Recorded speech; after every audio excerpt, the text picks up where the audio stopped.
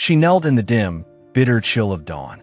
The sky above was colorless, the hush of morning pierced only by the faint clink of steel. Before her stood the sword, gleaming, foreign, final. Anne Boleyn, Queen of England, mother of the future Elizabeth, was about to lose her life. She had once given her king everything, her body, her heart, her unwavering ambition. But in the end, even her heart might not be allowed to rest with her. What kind of fate demands the heart of a queen be torn away, not only in life, but in death? This is the devastating and unforgettable story of Anne Boleyn, the second wife of King Henry VIII, a woman whose rise to the throne was dazzling, defiant, and fiercely fought for, and whose fall came swiftly, brutally, and without mercy. Her life wasn't just a personal tragedy. It was a turning point that shook the very foundations of England. The Reformation, the fall of Rome's authority in Britain, and the birth of one of history's greatest monarchs all trace back to Anne. Yet her legacy was carved not only from power but from betrayal, blood, and the terrible price of a king's broken heart.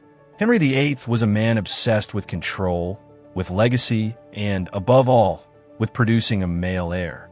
His marriage to Catherine of Aragon, though long-standing, had yielded no surviving sons. Desperation set in, and then came Anne. She was no ordinary noblewoman.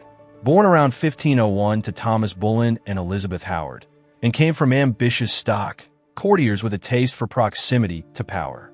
But unlike many women of her station, Anne was exceptionally well-educated. She spent her formative years in the glittering, refined courts of Burgundy and France, absorbing the languages, manners, music, and politics of Europe. When she returned to England, she was nothing short of magnetic, sharp, stylish, fluent in French, and utterly different from the demure women of the Tudor court. It wasn't long before she caught the attention of the king himself. By 1526, Henry VIII had become completely captivated, and wasn't about to fall into the same trap as her sister Mary, who had once been Henry's mistress and discarded just as easily, and refused his advances, not because she wasn't ambitious, but because she was shrewd. If she were to give herself to the king, it would not be as a plaything, it would be as a queen. And against all odds, she won. Henry was obsessed. He began writing her passionate letters, something he rarely did. In them, he poured out his desire, sealing his words with hearts drawn around her initials. For 7 long years, and held her ground, demanding marriage. And in that time, Henry made a decision that would change history forever. He broke with the Catholic Church, defied the Pope, and created the Church of England. Also, he could marry Anne Boleyn. It was an act that ignited the English Reformation and severed the kingdom from centuries of Roman authority. In January 1533, Henry and Anne were secretly wed. She was already pregnant and time was short. That summer, she was crowned Queen of England in an extravagant, breathtaking ceremony. It was the moment Anne had fought for, a queen in her own right, ruling beside a man who had torn a country apart for her. Then in September, the child was born. But to Henry's bitter disappointment, it was not the son he had hoped for. It was a girl, Elizabeth, the very same child who would one day become one of England's greatest rulers, but was, in her father's eyes, a failure at birth. And reassured the king his son would come. But every moment that passed without an heir tightened the grip of uncertainty around her, and soon the whispers began. And was unlike Catherine. She was not universally beloved. She had strong opinions, a sharp tongue, and a fierce belief in religious reform. She gained enemies among Henry's conservative advisors and the noble families who still saw Catherine as the true queen. Many called Anne a witch, a seductress, a homewrecker who had turned the king against God and tradition. Her supporters dwindled. Her position, once unassailable, began to erode. The final blow came not all at once, but slowly, one misstep at a time. By late 1535, Anne had suffered another miscarriage, and Henry, now growing older and increasingly desperate for a son, began to lose faith. His attention shifted to another woman, Jane Seymour. She was gentle, modest, and, most importantly, fertile in his imagination. Jane was everything and was not, and then saw it, but she could not stop what was coming. In the background, another betrayal was brewing. Thomas Cromwell, Henry's trusted advisor and the architect of Anne's rise, had turned against her. Once allies, they now found themselves on opposite sides of court politics. Cromwell sensed the king's mood shifting, and he moved quickly, coldly, and quietly. He orchestrated a conspiracy so elaborate and ruthless it remains one of the most chilling political takedowns in royal history. He placed spies in Anne's inner circle, watched her every move, and twisted her flirtations and courtly behavior into charges of adultery and treason. The names of her supposed lovers, including her own brother, George Boleyn, were gathered, and the accusations mounted with horrifying speed. The net closed in, and, once so untouchable, was completely unaware of what was coming. In May 1536, she was arrested and taken to the Tower of London. There she awaited her fate, alone, abandoned, and accused of crimes she almost certainly never committed. Her trial was a spectacle. The outcome had been decided before it began. She was found guilty and sentenced to death. And on May 19th, 1536, Anne Boleyn was led to the scaffold. She had requested a French executioner known for his precision, and Henry had obliged, perhaps out of guilt, or perhaps for a cleaner end. As she knelt before the sword, she spoke calmly, asking God to have mercy on her soul and praising the king who had condemned her. And then, with one clean stroke, it was over. But even in death, her story did not end. Legends claim that her heart was removed from her body. To this day, no one knows where it lies. Her daughter Elizabeth would one day become queen, ushering in a golden age. But Anne, bold, brilliant, and betrayed, remains one of history's most haunting figures. A queen who dared to change the world and paid for it with her life. January of 1536 marked a dark and irreversible turn in the story of Anne Boleyn, Queen of England. After years of hope, struggle, and political warfare, Anne was once again pregnant. But this time, there was real anticipation in the air. This child, all believed, could finally be the long-awaited male heir that would solidify her place beside Henry VIII. But that fragile dream came crashing down in a single devastating moment. Anne miscarried, not just any child, but a male fetus approximately 3.5 months along. The reaction at court was immediate and ominous. King Henry VIII, once captivated by Anne's wit and beauty, was now furious and devastated. The promise she had once held, that she could give him a son, had, in his eyes, been broken. And for Henry, there was no greater betrayal. Almost instantly, rumors flooded the royal court like smoke after a fire. Some whispered that Anne's miscarriage was the result of a terrible shock, the very real trauma of seeing Henry injured in a jousting accident only days before. The king had fallen hard during a tournament, was reportedly unconscious for hours, and some even feared him dead, and, already pregnant and deeply anxious, had collapsed upon hearing the news. Whether this shock alone had ended her pregnancy, no one could say for certain, but it gave the court something to talk about. Others were not so forgiving. There were murmurs of divine retribution, that Anne's very union with Henry was cursed, that God was punishing her for breaking apart the king's marriage to Catherine of Aragon. Even darker still were whispers that Henry had already set his sights on another woman. A quiet lady-in-waiting named Jane Seymour had caught his attention and his affection. He began presenting her with lavish gifts, favoring her with gentle glances and long conversations, even as Anne mourned the child she had just lost. It became increasingly clear Anne Boleyn's reign was beginning to crumble. The power she had wielded so fiercely was slipping away. Former allies began to distance themselves, sensing the change in the wind. Courtiers who once praised her now whispered behind her back. And most chilling of all, even her own uncle, Thomas Howard, the Duke of Norfolk, one of the most powerful nobles in the realm, began to pull away. He too saw the writing on the wall.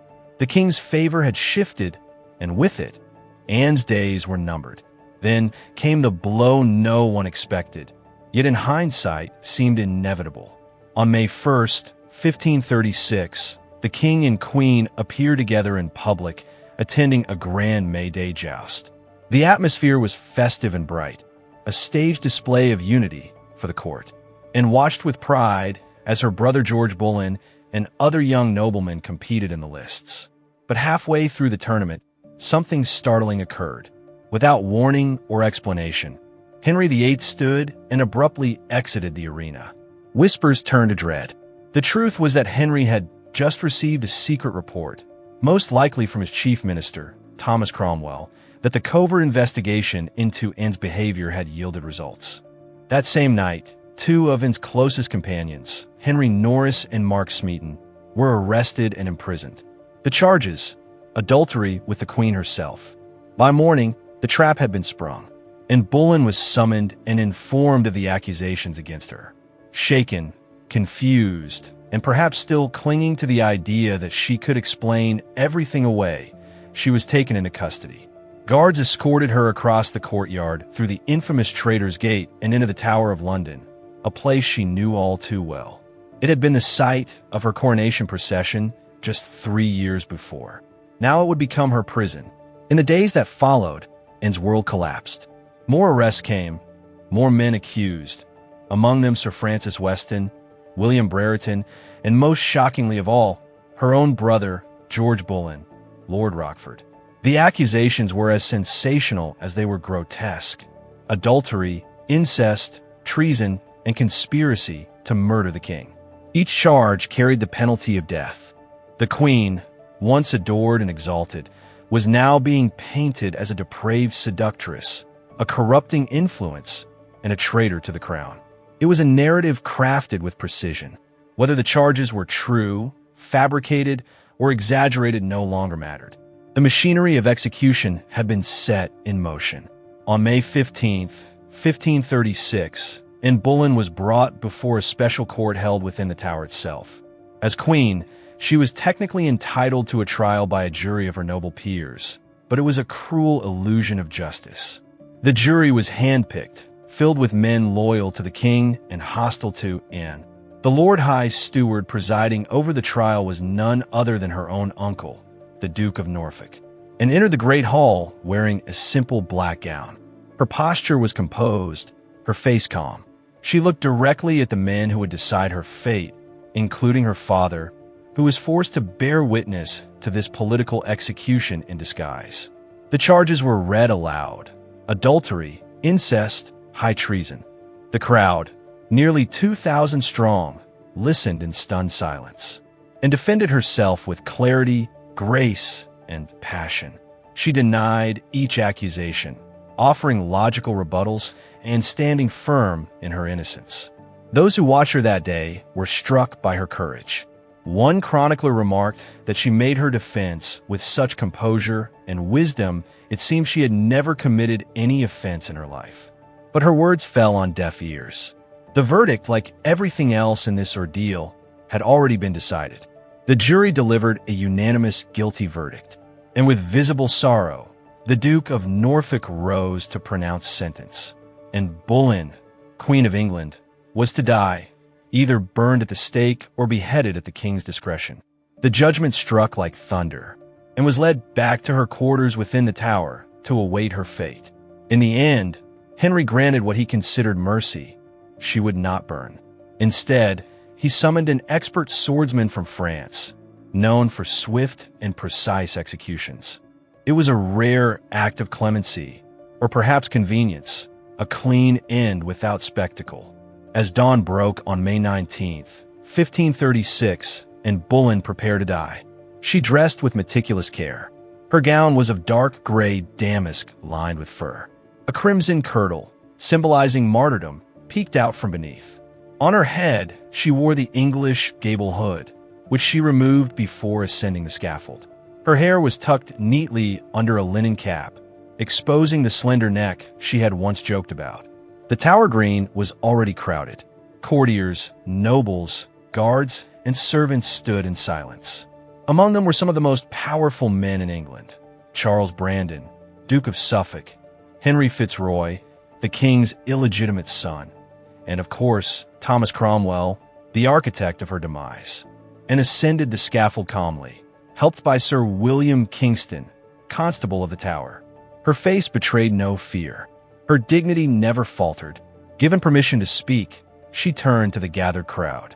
Her voice was clear and steady as she delivered her final words. "Good Christian people, I am come hither to die. According to the law, and by the law I am judged to die, and therefore I will speak nothing against it. I pray God save the king and send him long to reign over you." For a gentler nor a more merciful prince was there never. The words stunned even those who despised her. She praised the man who had condemned her, perhaps to protect her daughter Elizabeth, or perhaps to leave this world without bitterness. If it was a performance, it was flawless. If it was sincerity, it was heartbreaking, and knelt upright upon the straw-covered platform. There was no chopping block. None was needed for this method of execution. Her ladies-in-waiting stepped forward, trembling, and blindfolded her. She murmured her final prayer. "O Lord, have mercy on me. To Jesus Christ, I commend my soul." And then silence. The French swordsman, imported secretly from Calais, called for his assistant to bring the sword. As Anne instinctively turned her head toward the voice, he stepped forward. In one lightning-fast motion, the blade swept clean through her neck. Her death was instantaneous. A moment of stunned stillness followed. Then, according to some reports, the executioner lifted her severed head and declared, "God save the king." A cannon fired in the distance, signaling to the city of London that the queen was dead. Anne's ladies gathered her body and head and wrapped them in white cloth. There was no royal ceremony, no music, no words spoken over her grave. An old elm arrow chest meant to store weapons was used as a makeshift coffin. That same afternoon, Anne Boleyn was buried hastily in the chapel of St. Peter ad Vincula inside the Tower of London. Her grave was unmarked, her name unspoken. She lay not among queens, but near the very men who had been accused of sharing her sins. Her story did not end with fanfare. It ended beneath the cold stone floor in silence. And yet her legacy lived on, in the daughter she left behind, in the religious upheaval her marriage sparked, in the indelible scar she left upon the English throne, and was gone, but history had just begun to remember her. Henry VIII had already moved on. Not even 2 full weeks had passed since the execution of Anne Boleyn when he took a new wife. Just 11 days after her death, Jane Seymour became queen. To many at court, it was a clear message. The former queen was not only gone, she was to be forgotten. But history had other plans. Though Anne's life ended on a scaffold within the Tower of London, her story refused to be buried with her body. In fact, as the years passed, it only grew more haunting and mysterious. Among the many legends that followed her downfall, one stood out, a tale steeped in sorrow, secrecy, and the lingering touch of the supernatural. It was a question that unsettled even the most skeptical minds. What became of the Queen's heart? Whispers began almost immediately. Some claimed that Henry VIII, for all his brutality, could not completely let her go. According to one chilling rumor, he had ordered Anne's heart removed from her corpse and preserved, not as a medical specimen, but as a morbid keepsake, a token of a love that had once burned brightly, only to be consumed by suspicion and rage. It was a love story turned grotesque. Another version of the tale offered a gentler, yet no less haunting image, that in her final moments Anne herself had requested her heart be taken to a place of peace, a place where she had once known joy and tranquility. That place, according to the story, was a quiet countryside parish known as St. Mary's Church in Irwerton, Suffolk. Tucked near her family's lands, it was a sanctuary from the dangerous courtly games of London. There, among the rolling green hills and the silence of stone walls, and had spent some of the happiest days of her youth. It all sounds like Gothic fiction, a heart excised from the body and secretly interred in a rural chapel. But sometimes fiction has a way of wrapping itself around the bones of truth. By the mid-1500s, the ancient medieval tradition of burying the heart separately from the body had largely died out. Yet the tale endured, passed from villager to villager, generation to generation. In Irwerton, a strange local belief persisted for centuries that Anne Boleyn's heart lay buried within their parish church. Then, almost 300 years later, something remarkable happened. In 1837, during routine renovations at St. Mary's Church, workmen stumbled upon a small cavity in the church wall. Inside, hidden behind layers of stone and time, they discovered a casket, small, heart-shaped, and made of lead. When it was opened, they found within it what remained of a human heart, reduced to little more than dust. There was no inscription, no royal seal, no parchment bearing a name. But to the villagers and to many others who heard the tale, no name was needed. The legend filled in the silence.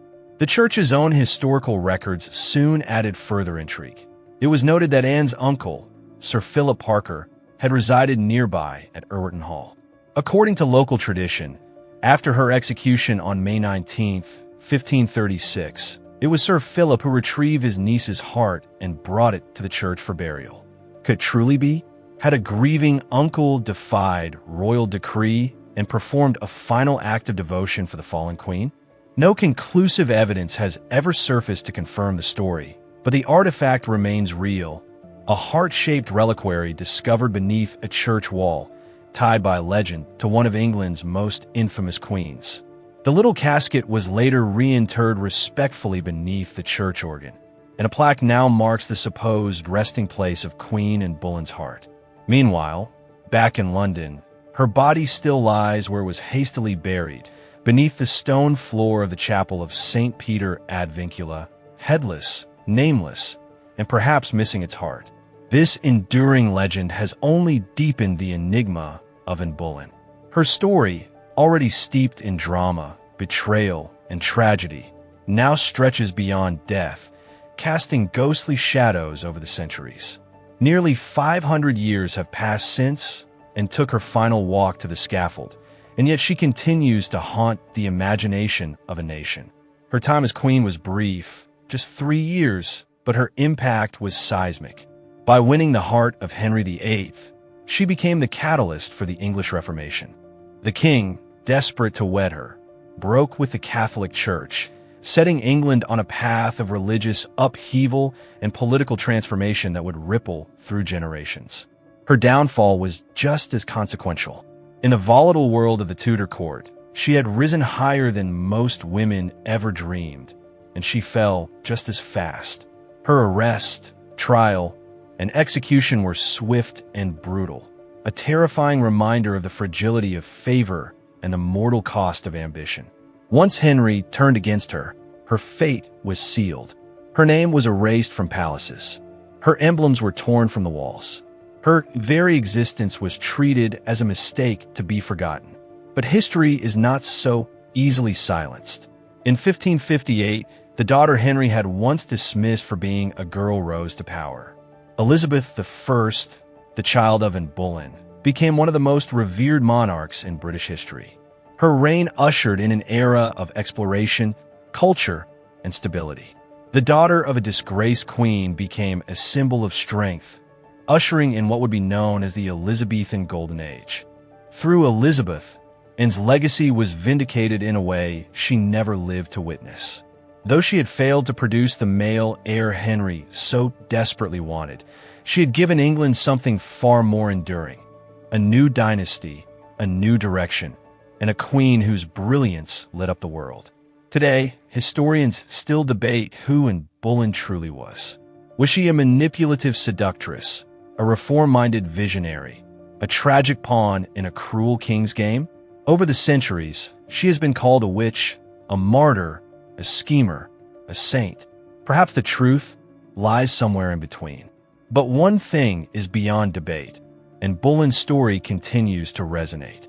It is a tale of power seized and lost, of love corrupted by ambition, of a woman who defied the odds and paid the price. Her rise and fall remain one of the most compelling dramas in royal history. And that little lead casket buried beneath a church organ in Suffolk stands as a quiet, eerie symbol of her enduring presence. Whether or not it truly holds her heart, it represents something larger: the desire to remember, the need to reclaim a voice once silenced, the hope that some part of Anne Boleyn, body, spirit, or memory escaped the cruel finality of the axe. In a way, her heart now belongs to everyone who tells her story, everyone who refuses to forget, everyone who wonders how love can destroy and how power can betray. And so, if this story stirred something in you, don't let it fade into silence. Share it. Remember her. Let Anne Boleyn's tale live on, not just as a tragic footnote in a king's reign, but as a powerful reminder of how history is shaped by the voices we choose to preserve. Thank you for watching. If you found Anne's story compelling, be sure to like this video and subscribe for more cinematic explorations of the past. Together, we'll continue to uncover the secrets, the heartbreaks, and the forgotten legends, one extraordinary story at a time.